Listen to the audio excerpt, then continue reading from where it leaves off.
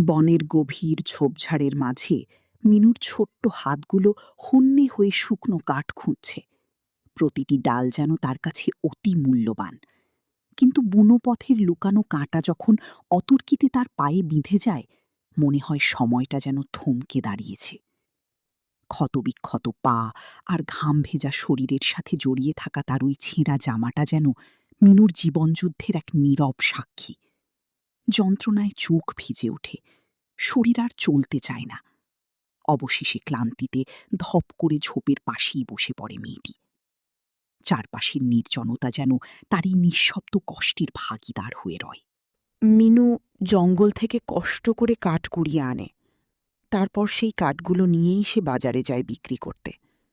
যদিও সেই কাঠের ন্যায্য মূল্য সে কখনোই পায় না।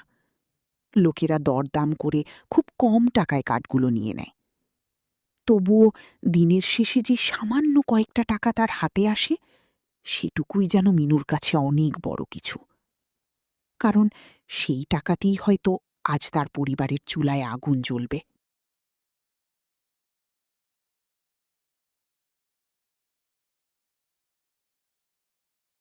এই কাঠের দাম পাবে তুমি ৪ আনা। এই সামান্য কাঠের জন্য আমি এর বেশি দিতে পারবো না বাপু। দিলে দাও, না দিলে যাও। আচ্ছা, তাই দেন। এই বাজারে তো আর কেউও নেই। ঘরে অসুস্থ দাদু আছে। কি আর করব বলুন? ৪ আনাই দেন।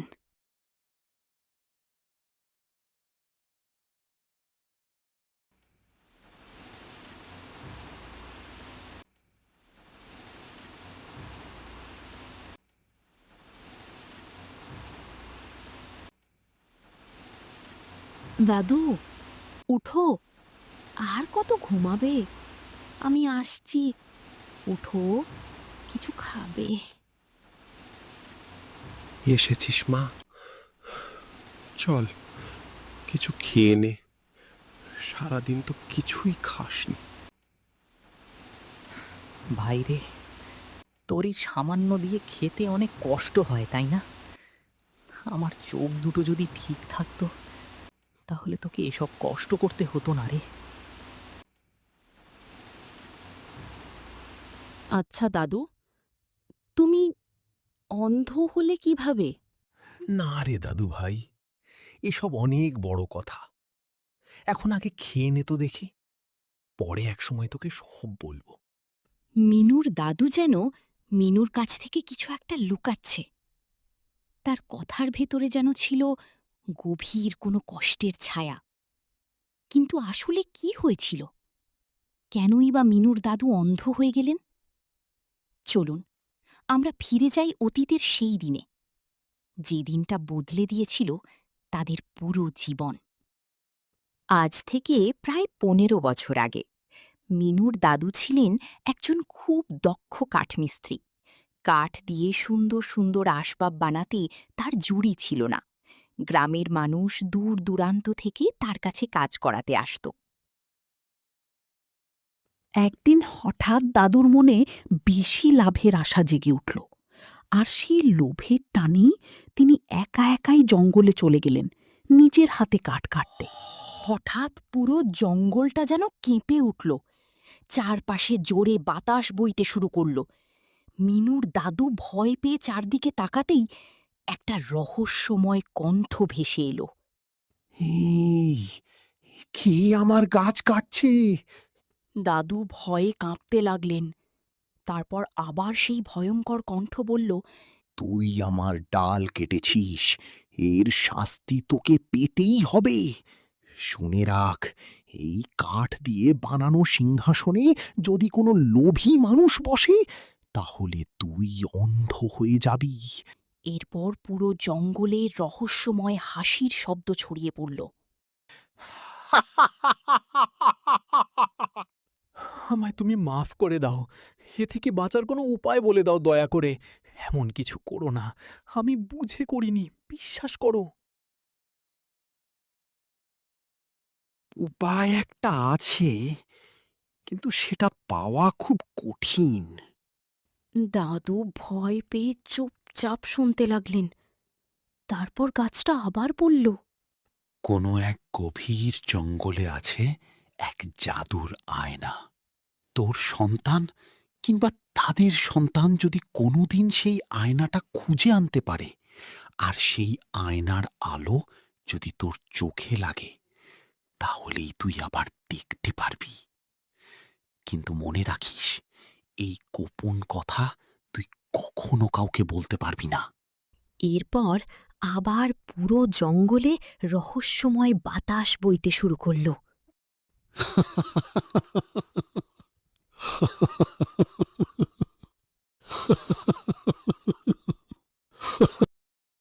দাদু মনের গভীর কষ্ট নিয়েই সেই অভিশপ্ত কাঠ দিয়ে সিংহাসন বানানোর জন্য রওনা হলেন। তার চোখে তখন ভয়, মনে হাজারো দুশ্চিন্তা। কিন্তু পেটের দায় আর জীবনের কঠিন বাস্তবতা তাকে থামতে দিল না। জঙ্গলের সেই ভয়ঙ্কর কথাগুলো বারবার তার কানে ভেসে আসছিল। তবুও কাঁপা হাতে তিনি কাঠগুলো নিয়ে হাঁটতে লাগলেন। তিনি জানতেন না, এই সিংহাসনই একদিন বদলে দেবে তার পুরো জীবন। অনেক দিনের পরিশ্রমের পর অবশেষে দাদু সিংহাসন বানানো শেষ করলেন। সিংহাসনটা ছিল এতটাই সুন্দর যে এমন রাজকীয় কারুকাজের সিংহাসন যেন পৃথিবীর কেউ আগে কখনো দেখেনি। ঝকঝকে কাঠের নকশা আর সূক্ষ্ম খোদাই দেখে দাদু নিজেও মুগ্ধ হয়ে গিয়েছিলেন। আর সেই মুগ্ধতার মাঝেই তিনি যেন ধীরে ধীরে ভুলেই গিয়েছিলেন জঙ্গলের সেই ভয়ঙ্কর অভিশাপের কথা। যখন রাজা সেই সিংহাসনের কথা জানতে পারলেন, তখনই তিনি তার মন্ত্রীকে আদেশ দিলেন, যেভাবেই হোক আমার সেই সিংহাসন চাই। রাজা ছিলেন ভীষণ লোভী একজন মানুষ। তার যা পছন্দ হতো সেটা তাকে পেতেই হতো। এত সুন্দর আর রাজকীয় সিংহাসনের কথা শুনে সেটা পাওয়ার ইচ্ছা রাজার মনে আরও বেড়ে গেল। এরপর রাজার কয়েকজন সিপাহী দাদুর কাছে গেল আর কঠিন গলায় বলল, শুনে রাখো কাঠমিস্ত্রি, রাজা মশাই তোমাকে তোমার বানানো সিংহাসন নিয়ে রাজপ্রাসাদে যেতে বলেছেন। তার এই সিংহাসন লাগবেই। এমন সুন্দর সিংহাসন নাকি তিনি জীবনে কখনো দেখেননি। তাই বেশি দেরি করো না। রাজা মশাইয়ের আদেশ অমান্য করার সাহস যেন কেউ না দেখায়। ঠিক আছে, আমি সিংহাসনটা নিয়ে যাব। কি সুন্দরী না ছিল সেই সিংহাসনটা! যেমন তার রূপ, তেমনই তার কারুকাজ। চারদিকে যেন সোনার মতো ঝলমল করছিল কাঠের নকশাগুলো। সিংহাসনের হাতল জুড়ে ছিল অপূর্ব খোদাই, আর পেছনের অংশটা দেখতে যেন রাজাদের স্বপ্নের আসনের মতো লাগছিল। যেই সিংহাসনটার দিকে তাকাত, সেই মুগ্ধ হয়ে যেত। মনে হচ্ছিল এটা কোনো সাধারণ কাঠের সিংহাসন না, বরং জাদুর কোনো রাজ্যের অমূল্য ধন। যাই হোক, এবার আমরা ফিরে আসি আসল কাহিনীতে। অবশেষে সিংহাসনটা রাজদরবারে নিয়ে যাওয়া হল, আর রাজপ্রাসাদের ঝলমলে আলোয় সিংহাসনটা যেন আরও ছিল। চারপাশের সবাই মুগ্ধ হয়ে তাকিয়ে রইল সেই রাজকীয় সিংহাসনের দিকে। মনে হচ্ছিল যেন কোনো জাদুর রাজ্যের মহামূল্যবান ধন এনে রাখা হয়েছে রাজদরবারের মাঝখানে। দেখেছ মন্ত্রী, কি সুন্দর সিংহাসন!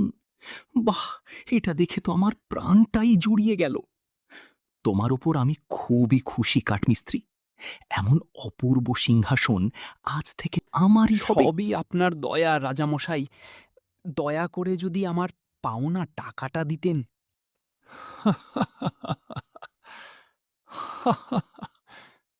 টাকা? কিসের টাকা? আমি কখনো কারো কাছ থেকে কিছু নিয়ে টাকা দিই না। এই সিংহাসন এখন থেকে শুধু আমার। মন্ত্রী, এই 2 টাকার কাঠমিস্ত্রিটাকে ঘাড় ধাক্কা দিয়ে রাজদরবার থেকে বের করে দাও। দয়া করে এমন করবেন না রাজামশাই, আমি তো পুরো ধ্বংস হয়ে যাব।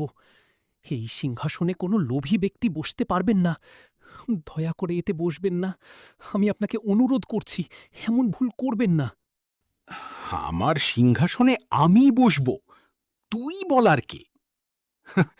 তুই তো একটা 2 টাকার কাঠমিস্ত্রি। হাহ, সেনাপতি, এক্ষুনি এই গরিব মিস্ত্রিটাকে রাজদরবার থেকে বের করে দাও। রাজা তখন ধীরে ধীরে সিংহাসনের দিকে এগিয়ে যেতে লাগলেন। এদিকে কাঠমিস্ত্রির মুখে তখন ভয় আর আতঙ্কের ছাপ স্পষ্ট দেখা যাচ্ছিল। তার বুক যেন কাঁপছিল ভয়ঙ্কর আশঙ্কায়। কিন্তু রাজা কোনো কিছুর তোয়াক্কা না করেই এগিয়ে চললেন সিংহাসনের দিকে। আর তারপর তিনি গিয়ে বসলেন সেই অভিশপ্ত সিংহাসনে। হঠাৎ করেই চারদিক অন্ধকার হয়ে আসতে লাগল। রাজদরবারের আলো একের পর এক নিভে যেতে শুরু করল। চারদিকে জোরে বাতাস বইতে লাগল, আর পুরো প্রাসাদ যেন কেঁপে উঠল। সবাই ভয় পেয়ে এদিক ওদিক তাকাতে লাগল। আর কাঠমিস্ত্রি বুঝতে পারলেন অভিশাপ জেগে উঠে। চারপাশটা কেমন যেন ভয়ঙ্কর আর ভৌতিক হয়ে গেল। রাজদরবারে অদ্ভুত শব্দ প্রতিধ্বনিত হতে লাগল, আর ঠান্ডা বাতাসে সবাই আতঙ্কে কাঁপতে লাগল। হঠাৎ কাঠমিস্ত্রি নিজের চোখে ঝাপসা দেখতে শুরু করলেন। তিনি চিৎকার করে উঠলেন, আমার চোখ, আমি কিছু দেখতে পাচ্ছি না। আর মুহূর্তের মধ্যেই তিনি পুরোপুরি অন্ধ হয়ে গেলেন। যাই হোক, চলো আমরা আবার ফিরে আসি বর্তমানের গল্পে। পরের দিন আবার মিনু রওনা হল জঙ্গলের দিকে কাঠ কুড়াতে। ছোট্ট ঝুড়িটা হাতে নিয়ে সে ধীরে ধীরে হাঁটতে লাগল বনপথ ধরে। চারপাশে শুধু পাখির ডাক আর হালকা বাতাসের শব্দ। কিন্তু মিনু জানত না, আজকের দিনটা তার জীবনে নতুন এক রহস্য নিয়ে আসতে চলেছে। গল্পে সেখানে চারদিকে ছড়িয়ে ছিটিয়ে ছিল অনেক ময়লা আর আবর্জনা। পুরো জায়গাটা কেমন যেন অদ্ভুত আর অবহেলিত লাগছিল। আরে, এত সুন্দর একটা গাছের সামনে কত ঝরা পাতা আর ময়লা পড়ে আছে। কেউ কি নেই যে একটু পরিষ্কার করে দিবে? তুমি চিন্তা করো না গাছ, আমি তোমাকে পরিষ্কার করে দিচ্ছি। এরপর মিনু গাছটা পরিষ্কার করার কাজে লেগে পড়ল। সে একে একে শুকনো পাতা আর ময়লাগুলো সরাতে লাগল। ছোট্ট হাত দুটো দিয়ে যত্ন করে পুরো জায়গাটা পরিষ্কার করতে লাগল মিনু। কিছুক্ষণ পর গাছটার চারপাশ আবার সুন্দর আর পরিপাটি হয়ে উঠল। দেখেছ, তোমাকে এখন কত সুন্দর লাগছে। আচ্ছা, আমি এখন যাই। ভালো থেকো গাছ বন্ধু, আমি আবার কোনো একদিন আসব। তুমি আমার জীবন বাঁচালে। তোমার মনে অনেক দয়া আর ভালোবাসা আছে। তোমার এই কাজে আমি খুব খুশি হয়েছি। তাই আমি তোমাকে কিছু একটা দিতে চাই। দেখো, আমার গাছের গোড়ায় একটা আয়না আছে। এটা তুমি নিয়ে যাও। এই আয়না দিয়ে আমি কি করব গাছ বন্ধু? এটা কোনো সাধারণ আয়না না বন্ধু। এটা হলো একটি জাদুর আয়না। আমি জানি তোমার দাদু অন্ধ। এই আয়নাটা যদি তুমি তোমার দাদুর সামনে ধরো, তাহলে তার দৃষ্টি আবার ফিরে আসবে। আমি জানি তুমি তোমার দাদুকে নিয়ে অনেক চিন্তিত। অবশেষে আমি তোমার একটু উপকার করতে পারলাম। ও হ্যাঁ, এই আয়নার কাছে তুমি যা চাইবে তাই পাবে। কিন্তু একটা কথা সব সময় মনে রাখবে, এই আয়না যদি কোনো লোভী মানুষের কাছে যায়, তাহলে সেই লোভী মানুষ নিজেই ধ্বংস হয়ে যাবে। কিন্তু বন্ধু, আমি চাই না কেউ ধ্বংস হোক। কোনো লোভী ব্যক্তি যদি এই আয়নাটা নিয়ে নেয়, তাহলে তার ধ্বংসের হাত থেকে বাঁচার কোনো উপায় আছে কি? দয়া করে আমাকে বলো।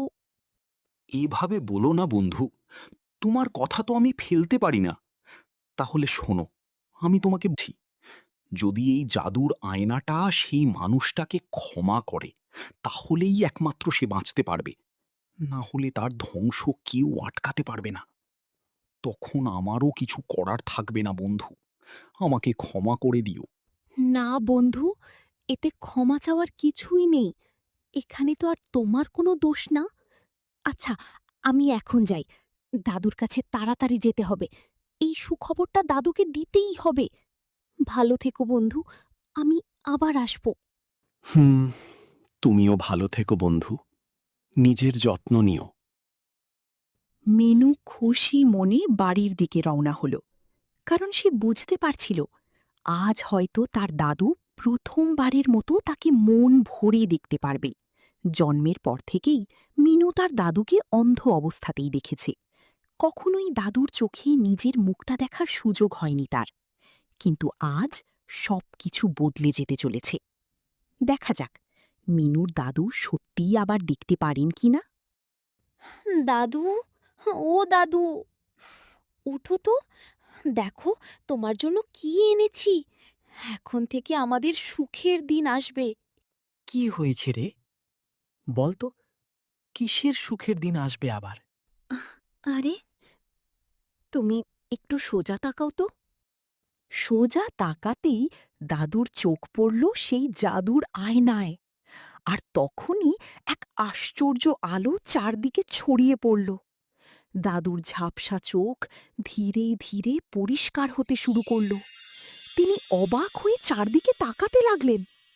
তারপর হঠাৎই তিনি মিনুর মুখটা স্পষ্ট দেখতে পেলেন। দাদু সত্যিই আবার সব দেখতে পারলেন। তিনি পুরোপুরি সুস্থ হয়ে গেলেন। তুই এই আমার নাতনি? আরে, তুই এত সুন্দর! দাদু আবার দেখতে পেতেন। তাদের ঘরেও ধীরে ধীরে সুখ ফিরে আসতে লাগল। কিন্তু কথায় আছে না, সুখ বেশি দিন স্থায়ী হয় না। একদিন গ্রামের প্রধান শুনে ফেলল মিনুর সেই জাদুর আয়নার কথা, আর সঙ্গে সঙ্গেই সে মিনুকে আয়না সহ তার কাছে ডেকে পাঠাল। প্রধান, আপনি নাকি আমাকে ডেকেছেন? কি বলবেন আমাকে? বাহ, তোর হাতের আয়নাটা তো খুবই সুন্দর রে মিনু। দে তো দেখি আমাকে, আমার খুব পছন্দ হয়েছে এটা। চিন্তা করিস না, আমি তোকে 100 টাকা দিব এর জন্য। এই টাকা দিয়ে তোদের একবেলা খুব ভালো মতো চলে যাবে জানিস। দেখেছিস আমি তোদের ওপর কত দয়া করি। এইবার আয়নাটা দে তো দেখি। না প্রধান, আপনি ধ্বংস হয়ে যাবেন। দয়া করে এই আয়নার দিকে তাকাবেন না। দয়া করে এই আয়নার দিকে তাকাবেন না। আমার কথাটা শুনুন, আমি আপনার ভালোর জন্যই বলছি প্রধান। বিশ্বাস করুন আমাকে, দয়া করে আয়নার দিকে তাকাবেন না। তোর কত বড় সাহস রে মিনু! তুই আমাকে বলছিস আমি ধ্বংস হয়ে যাব? আমি এই গ্রামের প্রধান, আমার কিছুই হবে না বুঝলি। এতক্ষণ ভালোভাবে বলছিলাম, এখন কিন্তু আমার রাগ উঠতে শুরু করেছে। এই আয়নাটা এক্ষুনি আমার হাতে দে, না হলে কিন্তু তোদের এই গ্রামে থাকা কঠিন করে দিব। প্রধান, পরে কিন্তু আপনি আমাকে দোষ দিতে পারবেন না। আপনি বিশ্বাস করেন বা না করেন, আপনি একজন লোভী ব্যক্তি। জাদুর আয়না, তুই আমাকে অনেক ধন দৌলত দে তো দেখি। এ কি হলো আমার? আমি চোখে কেন দেখতে পাচ্ছি না? মিনু, আমার সাথে এটা কি হলো বল? চারপাশে শুধু অন্ধকার লাগছে, আমি কিছুই দেখতে পাচ্ছি না। আমি কি সত্যি অন্ধ হয়ে গেলাম? মিনু, আমাকে বাঁচা। দয়া করে বল আমি কিভাবে এই অভিশাপ থেকে বাঁচব। আমি আর কখনো লোভ করব না। দয়া করে আমাকে সাহায্য কর। দেখি, আমি চেষ্টা করে দেখি। জাদুর আয়না, দয়া করে প্রধানকে ঠিক করে দাও। আমি কথা দিচ্ছি, প্রধান আর কখনো লোভ করবে না। দয়া করে তাকে ক্ষমা করে দাও। মিনুর কথায় যেন জাদুর আয়নার দয়া হল। হঠাৎ আয়না থেকে এক কোমল আলো বের হয়ে প্রধানের চোখে গিয়ে পড়ল, আর ধীরে ধীরে প্রধান আবার সব দেখতে শুরু করলেন। তিনি অবাক হয়ে চারদিকে তাকাতে লাগলেন। প্রধানের চোখ সত্যিই ঠিক হয়ে গিয়েছিল। খুশিতে তার চোখে পানি চলে এলো, আর তারপর প্রধান আবেগভরা কণ্ঠে বললেন, মিনু, তুই আজ আমাকে বাঁচালি রে মা। আমি তোর এই ঋণ কোনো দিন ভুলব না। এই নে মা, তোর আয়না তুই রাখ, এটা শুধু তোর কাছেই মানায়। আমি আর কখনো লোভ করব না রে মা, আমাকে ক্ষমা করে দিস, আর এই চাচাকেও মাফ করে দিস মা। ভালো থাকিস। ঠিক আছে চাচা, আমি আপনাকে মাফ করে দিলাম, কিন্তু কখনো লোভ করবেন না যেন। আর এই গল্পের শেষে আমরা শিখি মানুষের জীবনে দারিদ্র্য থাকতে পারে, কষ্ট থাকতে পারে, কিন্তু যদি মনটা ভালো থাকে তাহলে সৃষ্টিকর্তা ঠিকই কোনো না কোনো পথ খুলে দেন। এই হলো আসল কথা। মিনুর ছোট্ট হৃদয়ে ছিল দয়া, ভালোবাসা আর ক্ষমা, আর সেই কারণেই জাদুর আয়নাও তাকে নিজের আপন করে নিয়েছিল। লোভ মানুষকে ধ্বংসের পথে নিয়ে যায়, কিন্তু ভালোবাসা আর ভাগাভাগি মানুষকে সত্যিকারের সুখ দেয়। এরপর থেকে গ্রামের মানুষ একে অপরের পাশে দাঁড়াতে শিখল, কেউ আর কাউকে ছোট করে দেখত না। আর মিনু, সে শুধু একটা গরিব মেয়ে ছিল না, সে ছিল এক কোমল হৃদয়ের মানুষ, যে শিখিয়েছিল ক্ষমা আর দয়ার আসল মানে। আজও নাকি সেই গ্রামের বাতাসে ভেসে আসে এক শান্তির অনুভূতি, আর জঙ্গলের গভীরে সেই পুরনো গাছটা দাঁড়িয়ে আছে নীরবে, হয়তো এখনও অপেক্ষা করছে আর একটা ভালো মনের মানুষের জন্য। তো ছোট্ট বন্ধুরা, এই গল্প থেকে আমরা শিখলাম কখনো লোভ করা ভালো না, সবসময় সবার সাথে ভালো ব্যবহার করতে হয়। আর মনে রাখবে, দয়া আর ক্ষমা মানুষের সবচেয়ে বড় শক্তি।